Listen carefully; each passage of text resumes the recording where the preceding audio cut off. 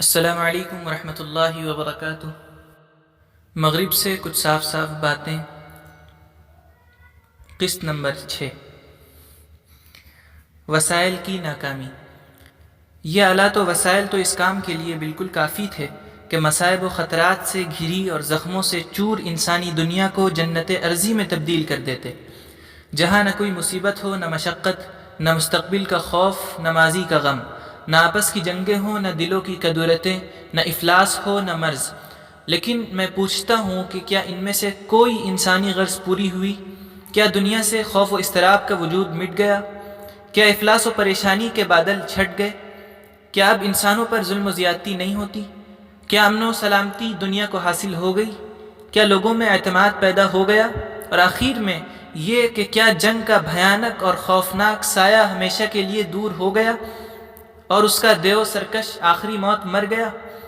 مجھے اس کی ضرورت نہیں کہ ان سوالات کے لیے آپ کے جواب کا انتظار کروں، کیونکہ یہ عظیم الشان شہر دو تباہ کن اور جہاں سوز جنگوں کا تماشا اپنی آنکھوں سے دیکھ چکا اور اس کی بربادیوں اور تباہ کاریوں کا نشانہ بن چکا ہے، اور آج ہم سب ایٹمی دور سے گزر رہے ہیں۔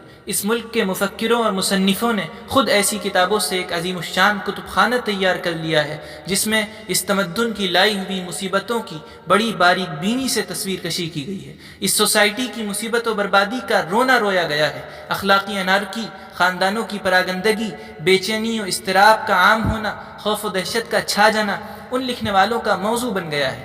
یہ لوگ جو لکھ چکے ہیں اور لکھ رہے ہیں، یہ اپنی جگہ بالکل کافی اور بہت مدلل ہے۔ غلطی کہاں ہو رہی ہے؟ آخر یہ نتائج ان آلات و وسائل سے کیوں کر برآمد ہوئے؟ حالانکہ آلات و وسائل تو گونگے بہرے ہیں، ان کے اندر کوئی ارادہ نہیں ہوتا، یہ تو خدمت خلق اور نفع رسانی میں استعمال کیے جانے کے لیے ہر وقت تیار ہے۔ اس سوال کا جواب کسی راز کا انکشاف نہیں ہے، اور نہ کسی پہیلی کا بوجھنا ہے، نہ اس میں کسی غیر معمولی ذہانت اور قوت فکریہ کی ضرورت ہے۔ سادہ سی بات ہے کہ جس قدر انسانی علوم و فنون نے ترقی کی ہے، اس قدر خود انسان نے ترقی نہیں کی۔ آلات اور ادارے تو بہت ترقی کر گئے، لیکن انسانی رجحانات اور انسانی ارادوں میں کوئی بہتری اور سدھار پیدا نہیں ہوا، بلکہ یہ کہا جا سکتا ہے کہ علوم و فنون نے اخلاق و انسان کا حق مار کر ترقی کی منزلیں طے کر لی، قلب و روح کا حق مار کر کارخانوں اور فیکٹریوں نے بلندی حاصل کر لی۔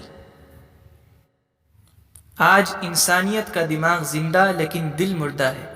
اس کا سبب یہ ہے، اور افسوس کے ساتھ کہنا پڑتا ہے، کہ مغرب نے اپنی سرگرمی عمل، ذہانت، قوت ارادی کا دائرہ انسان کے باہر کی دنیا کو بنایا، اور اس عالم خارجی پر اپنی ساری جد و جہد قربان کر دی، اور انسان کو نظر انداز کر ڈالا۔ وہ انسان جو اس دنیا کا گل سرسبز ہے، مقصد وجود ہے، اور دست قدرت کا سب سے اعلیٰ شاہکار ہے، وہی اس ترقی سے محروم رہا۔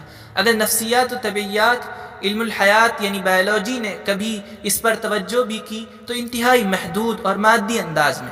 اس انسان کی تہ تک پہنچنے کی کوشش نہیں کی گئی، اور اس کی فطرت کو بے نقاب نہیں کیا جا سکا۔ اس کی خصوصیات، ایمان و عقیدہ اور اخلاق کو سنوارنے کی کبھی فکر نہیں کی گئی۔ انسانیت کا قفل صرف ایمان کی کنجی سے کھل سکتا ہے۔ ان ماہرین فن کے ہاتھ وہ سرا نہیں آیا جہاں سے انسان کا رخ موڑا اور صحیح جگہ سے جوڑا جا سکتا ہے، شر و فساد سے روکا اور بھلائیوں کی طرف مائل کیا جا سکتا ہے۔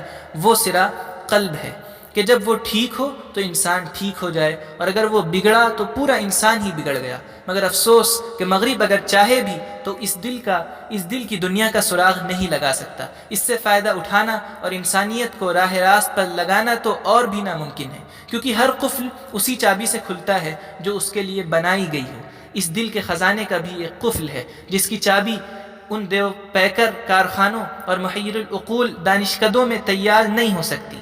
اس کو دنیا کے بڑے سے بڑے جینیس سائنسداں نہیں ڈھال سکتے، نہ اس کا مصنع بنا سکتے ہیں، اور نہ اس قفل ہی کو توڑ سکتے ہیں، کیونکہ یہ انسانیت کا قفل ہے، بینکوں اور کارخانوں کا قفل نہیں۔ یہ تو صرف ایمان کی چابی سے کھل سکتا ہے، جو صرف نبوت کا تحفہ تھا، مگر وہ آج کھویا ہوا ہے۔ نئے تمدن کی کہنہ دیواروں اور عبادت گاہوں کے ملبوں کے نیچے کہیں یہ چابی دبی پڑی ہے۔ بنیادی خرابی کیا ہے؟ انسانیت کی مصیبت مغرب کی مشرق سے جدا ہونے میں ہے، علم کو ایمان سے علیحدہ کرنے میں ہے، کارخانوں کے صحیح مقاصد اور بہتر ارادوں کی تہی مایہ ہونے میں ہے۔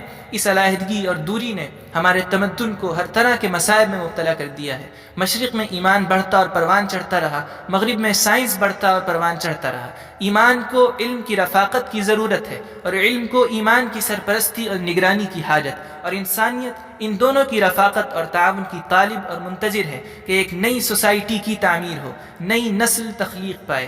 امن عالم اور سلامتی کی توقع اس قران السعدین کے بعد ہی کی جا سکتی ہے۔ مشرق کی سوغات۔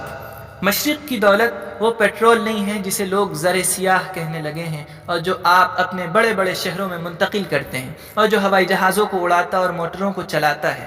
مشرق کا عطیہ اور ہدیہ، اس کی سب سے بڑی دولت ایمان ہے، جس کا ایک حصہ آپ نے عیسوی جنتری کی ابتدا میں حاصل کیا تھا، پھر آپ کے عیسوی کیلنڈر کے حساب سے 6 صدی میں اس کا چشمہ ایسے جوش و طاقت کے ساتھ ابلا جس کی تاریخ میں کوئی نظیر نہیں۔ یہ چشمہ جزیرۃ العرب کے ایک دور دراز گوشے سے ابلا تھا، لیکن پھر ساری دنیا میں اس طرح پھیل گیا کہ بقول شاعر رہے اس سے محروم آبی نخاکی، ہری ہو گئی ساری کھیتی خدا کی، جو اب بھی آپ کے لیے سہل الحصول ہے، بشرطے کہ اخلاقی جرت اور عزم صادق ہو، اور وہ اب بھی اس کی پوری صلاحیت رکھتا ہے کہ ان تمام مصائب کو دور کرے جس سے تمدن دوچار ہے۔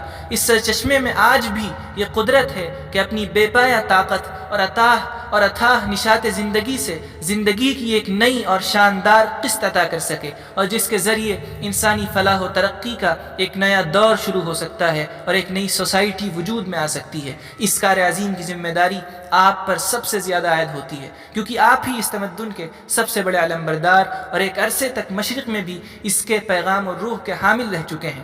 آپ کے اندر اب بھی وہ بڑی طاقت اور زندگی پوشیدہ ہے جس سے آپ ایک نیا دور شروع کر سکتے ہیں اور تاریخ کو نئی راہ پر لگا سکتے ہیں۔ قرآن مجید آج بھی آپ کو آواز دے رہا ہے، قد جاءکم من اللہ نور و کتاب مبین۔